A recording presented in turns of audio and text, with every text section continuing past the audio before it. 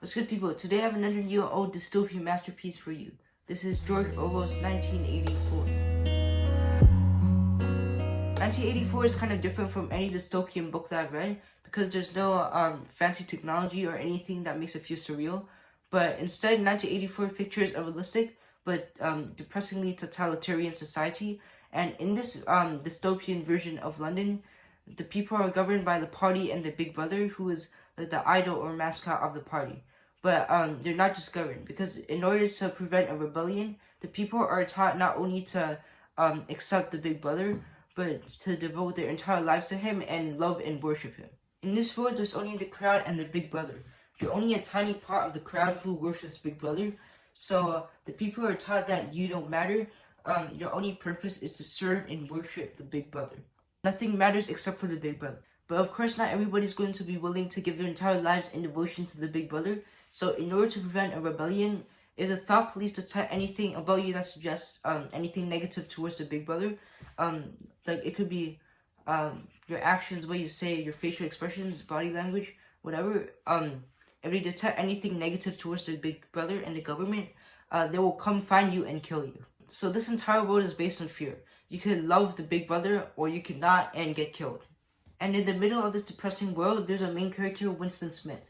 He discovered his uncontrollable hatred of the big brother, and he's in a mental breakdown because he knows that if he doesn't control his thoughts soon, the thought police will find him and kill him.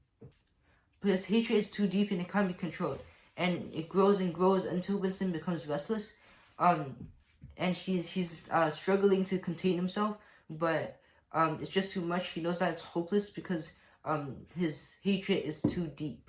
So to relieve himself, Winston finds a journal and pours all his hatred into the book. But as soon as he does that, he realizes that it's too late because his hatred is too deep and it's too hard to mask. And the thought police will soon find him. They'll find him or the journal and will discover his hatred, and they'll torture him to death. 1984 was to me an unforgettable novel. It's actually a warning to people, especially governments and leaders, of how to rule their people properly. They have to put a certain amount of control over their people. Too little and it becomes chaos, but too much and it becomes the totalitarianistic society that was envisioned in George Orwell's 1984. 1984 society was a society of absolute power and zero freedom and individuality. In order to prevent a rebellion, the people were taught that nothing matters except for serving and loving the big brother, and the big brother was the only reality. So I feel like this novel will be stuck in my head forever because it's just unforgettable.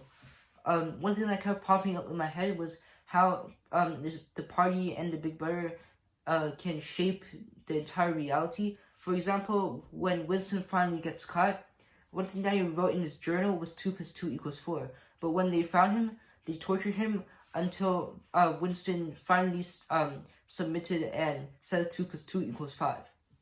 So this book was just mind-blowing. It's a solid 5 stars. I hope you like this video, and I'll see you next time.